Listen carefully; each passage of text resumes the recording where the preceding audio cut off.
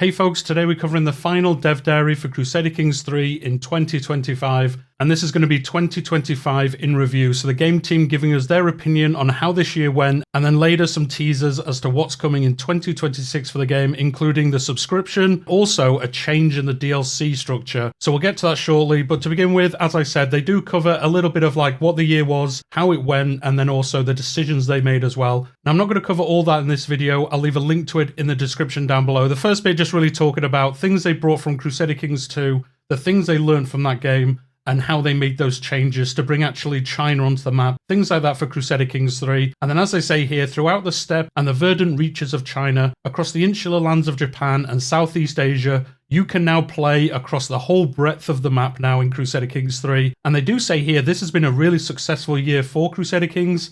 The most players since the launch of the game, which is really cool to see. I guess we've got console players as well, especially now they have some of the better content for the game as well. They do mention as well that for one day this year, Crusader Kings 3 was played by more players than Hearts of Iron, which is a really cool thing to see. I know Hearts of Iron is probably the biggest game that Paradox do, but it's really good to see Crusader Kings still here, going strong, and people enjoying the game as well. Now next we're going to get into their review of Chapter 4. I've done my own of these. I'll leave a link to it in the description down below as well. But let's see what they've got to say. So Chapter 4, Realm Maintenance 2025 was the first major thing they added to the game. So they started off the year with a big Realm Maintenance update along with improved combat AI, automated armies, info on allied armies, and then also a large update to core positions. That's including the new UI it has and the new tasks and things like that. A fantastic addition to the game. I think overall this was a great way to start 2025, and not to spoil it too much, we're going to get another one of these in 2026 as well. They do say here this tries knocking out like things that people complain about, improvements to systems already in the game, or just making tweaks to how some things work. As they say here, a lot of improvements game wide, and although it was a big update and a free update,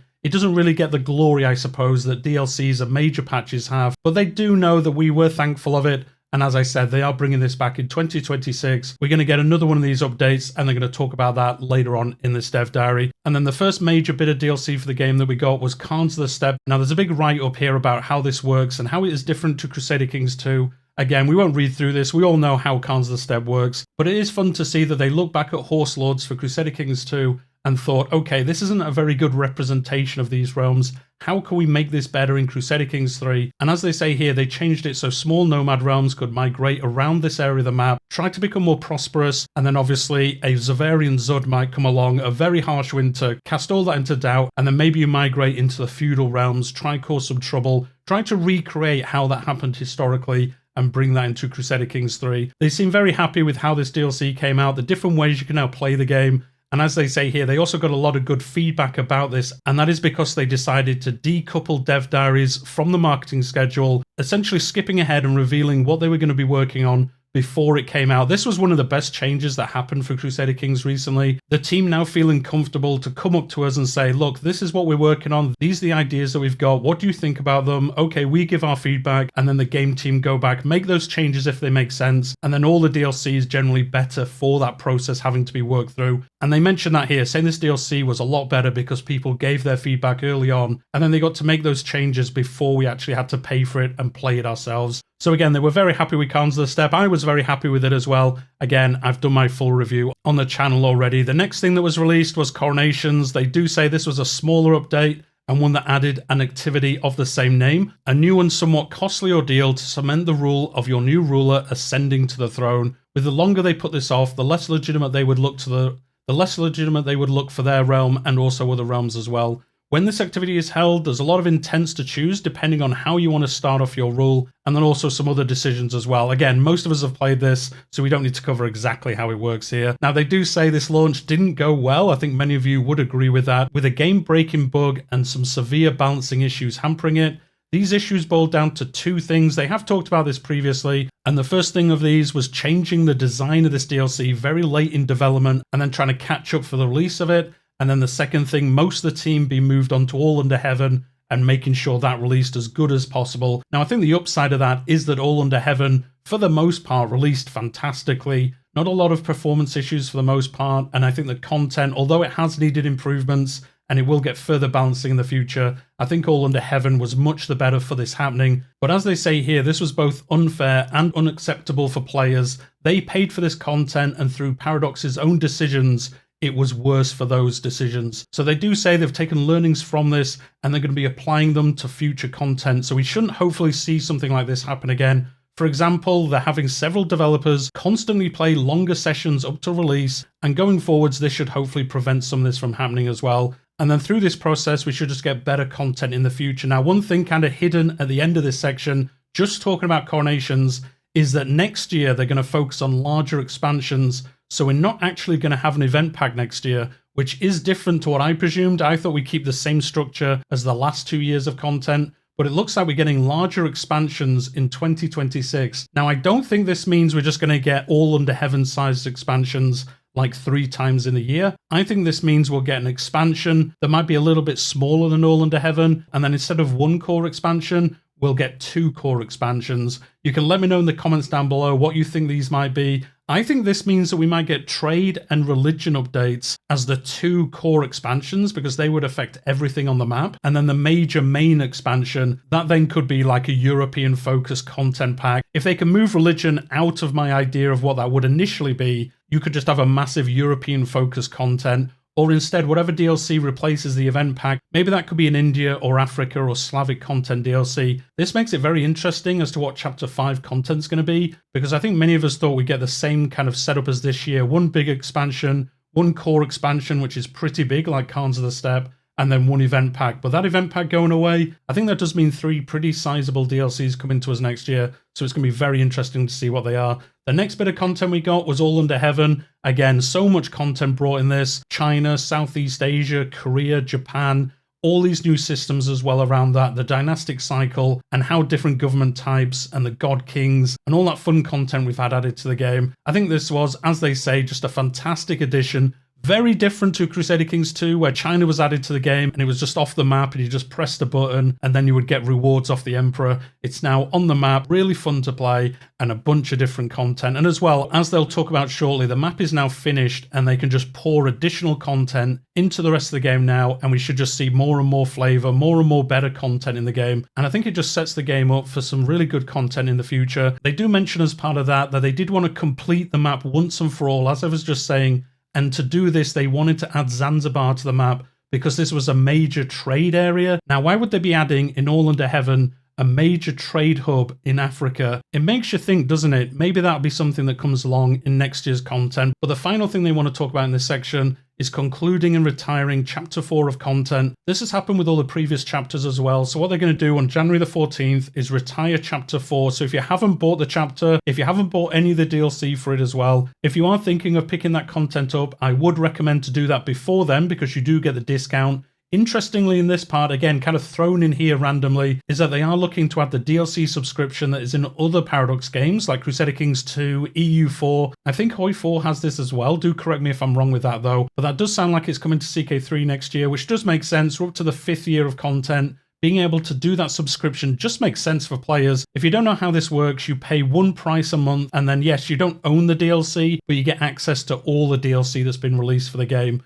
So it's not a fantastic way. If you play the game all the time, I would recommend buying the DLC, because then you do own the DLC. But if you do come into the game every so often and you're not that bothered about owning it, this is actually a really good system to subscribe for a month or so, play a whole bunch of Crusader Kings, then go off and play some other games, come back in a couple of months, a new DLC is out. Well, I'm going to get the subscription and then I get to play all this as well. So it is a really good way of doing this, so you don't have to buy everything, but you can enjoy the game without buying all the DLC. Again, probably more focused towards people who play every now and then. If you're like me, or many of you, you're probably just going to buy the chapters or the DLC that takes your fancy. But with that, guys, that's the end of their look at Chapter 4. They're going to go into 2026 now and give us some teasers as to what we might expect to see next year. So the first thing they're going to talk about, as I mentioned earlier, is that the game is completed map-wise in 2025, and that in 2026, this is going to be a focus on bringing depth to the game as a whole. So as they say here, they're going to be going back and revisiting some parts of the game that still need a deeper overall game experience. Just like how Roads of Power was the stage for All Under Heaven, All Under Heaven is the stage for future content in the game as well. We've seen this all the way through the development of Crusader Kings. If you think of tours and tournaments, that set up Roads to Power. Roads to Power, as I said, set the stage for All Under Heaven. And then, as they say, All Under Heaven getting the game ready for the future content for the game as well. There's also some central areas of the game that they've been itching to improve for a long time now. And then they do say, those of us who've been around for a while, I think reading the dev diaries and the little hints and things they've had during this year and what they talked about before Chapter 4 was released, will have a good idea about what the next major DLC will be. And then they show us a nice little screenshot here. What do you think this is, guys? I think this is a donkey, and this leans into trade caravans, having those like donkey mule trains, things like that, coming in for trading. Let me know if you think differently, but it looks more like a donkey than a horse. So do let me know in the comments. Do you think trade is coming next year? Do you think this does confirm it? The next section they're going to talk about is creator packs. These usually add clothing and buildings into the game. That's been the most recent ones anyway. They do say these have been a great addition to the game and very popular with players. So they are looking to bring this back next year, but bring some new experiences as well using them. They do say this is very useful for them to expand into areas of the game that they don't have time to do themselves or that doesn't really work with the DLC they're releasing. So let me know in the comments, what kind of thing would you like to see? If they're not going to do clothing or buildings, the one for me that I would like to see is Sunset Invasion 2, because it wouldn't be taking up an expansion slot. I know there's a lot of people who wouldn't be happy with Sunset Invasion 2, but I think it would just be really fun to add to the game. And with it being a creator pack, it wouldn't take up one of those DLC slots. And I think they could expand it as well, have the Aztecs coming in from the west, but from the south and southeast, maybe you could bring some kind of invasion in from there as well. Again, just something kind of different for the game. Outside of that, I think they could use this just to expand events a whole lot in the game. They could go to some of the creators that make fantastic event bundles and get them to work on some events to really flesh out like activities, your travels, different unlanded things as well, and bring a whole bunch more events into the game just to make it a little bit more interesting to play in these areas of the game that we have for a long time, and just add some different flavor to them as well. So I think an event pack would work great for this, but I think as well, Sunset Invasion,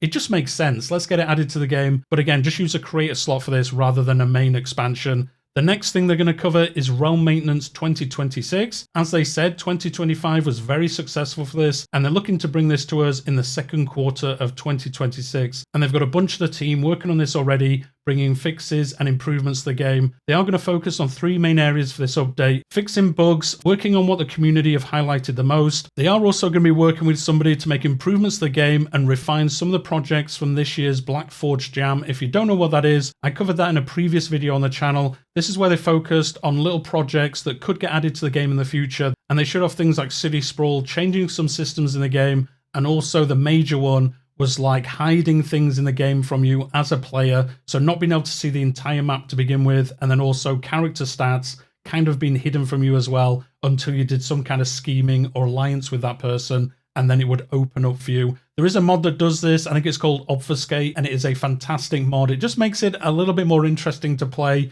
You can't see everything that's happening, and then you have to do, like I say, schemes to find things out, get different cabinet members to do things, and then you can find out like what people's armies are, what kind of stats they have, things like that. So I wonder if we are going to get a version of that coming in the Realm Maintenance next year. And then the last thing they want to cover in this is, yes, folks, it's finally happening. Accolades are going to get a full rework in the game next year, and this is fantastic to see. Accolades is probably one of the worst systems in this game. It's just so annoying how it works, and they are going to change this. So what they say here is that you're not going to have the tedium of selecting successors for your accolades. You're going to have this system where it automatically succeeds your accolade knight with a squire, and the squire character that takes over, the quality of that person will be determined by how good the knight was during the time he was an accoladed knight. So this sounds like a really fun way to do this. Get rid of the tedium of how it works, and also have it so that character, maybe you'll have more investment in the accoladed knight. If you've got to make sure they do well, maybe you could tell them, hey, go off and do this tournament, maybe put them in charge of your armies, things like that to really boost how well they do. And then the squire character that will take over from them, that character will then be better and better if you've done more with your accoladed knights. I think this is a fun way to do it. As they say as part of this, they're also going to change how glory works. No longer going to be lost if your knight dies in battle. As they say here, wasn't it kind of glorious to die in battle in this time? So it really should maybe reward you, or really not negatively affect you, if your accoladed knight does die in battle. They're going to show us a screenshot of this. Champion of the Noble Refinement is the title of this character. You can see your accoladed knight, and then you can see, similar to a lot of different things in the game now, it's going to have this system that you fill up, and the further it gets filled up, the better the squire that's going to replace that character is going to be.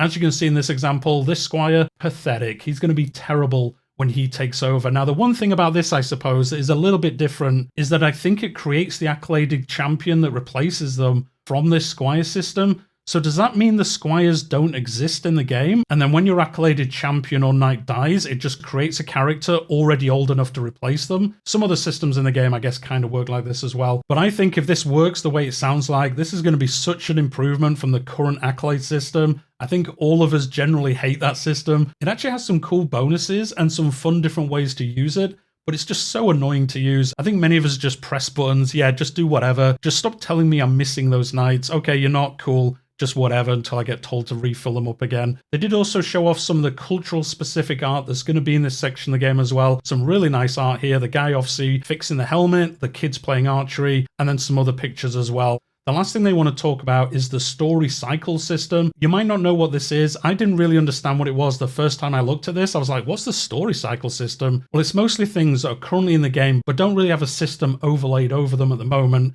So these are like in-game stories, and these can be visualized in the game in this new UI section. This is going to go to the new situations tab that you've seen with All Under Heaven, where it shows the dynastic cycle, different disasters going on, the Silk Road, the different struggles, all these different, as they say, stories going on in the game at the moment. And they're going to add these new story cycles to that UI. And as I said, like, what are these story cycles? Well, as you can see, some of these are in the game already. So these are like when you get a pet dog or a pet cat. I know that doesn't sound like a very interesting part of the game, but I think it is a bit that many of us do enjoy, and you can see these on the screen at the moment. So in this section you'll see, okay, I've got this pet dog for a while, and you'll get a picture of them, you'll get a little description about them, and then you can do the interactions that you would usually do in the decisions tab. They're going to move to here, and then you can see all these in one place. So again, another dog, and then also some cats as well. And then another fantastic part of this is that it will visualize other things in the game as well. So the next one they're going to show us is the Conqueror story. So telling you what the Conqueror system is, and then also how you can lose the Conqueror trait on your character.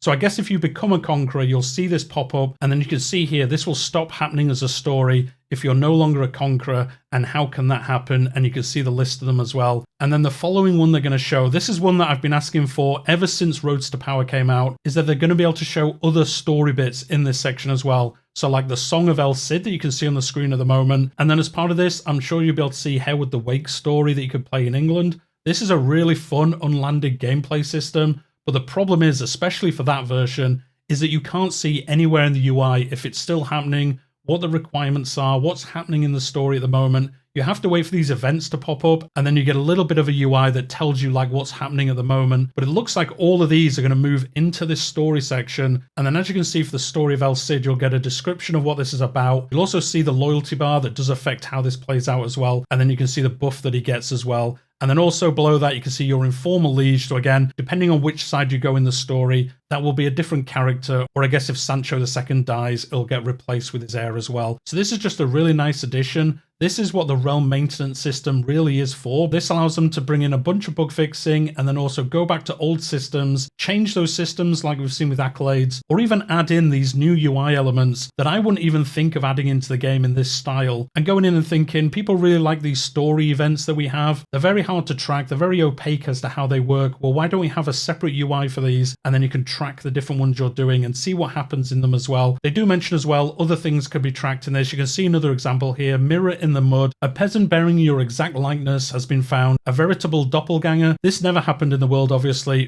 Byzantines. But you can see here your doppelganger, his stats, who he is, what traits he has, where he's from. And again, some of these other story bits that kind of make sense in the game, but now you'll be able to see them played out in this story UI. So I think this is really fun. They do also say this covers an issue that maybe I have sometimes, especially in the live streams, where maybe I click on something too quickly and I'm like, what was that about? Oh, I can never find out. Well, if it's an interesting story event, it will now go into this section and you'll be able to track, you know, what happened. If you misclick something, oh, it made this happen. This story bit is happening now. Well, maybe I'll save scum, go back to before I misclicked, and then change how that's going to play out as well. But with that, folks, that's the end of the dev diary, the end of 2025 for Crusader Kings 3. So hit the like button if you've enjoyed it. If you've enjoyed any of my videos this year, or if you just find this video for the first time, do subscribe to the channel. A whole lot of content coming to the game next year. And as always, I'm going to be bringing you all the news around the game, the dev diaries, discussion videos. I live stream as well. And I just love covering this game, talking about it with all you fine folks. And I can't wait for next year's content as well. But we'll leave it there for today, and I'll see you all next time.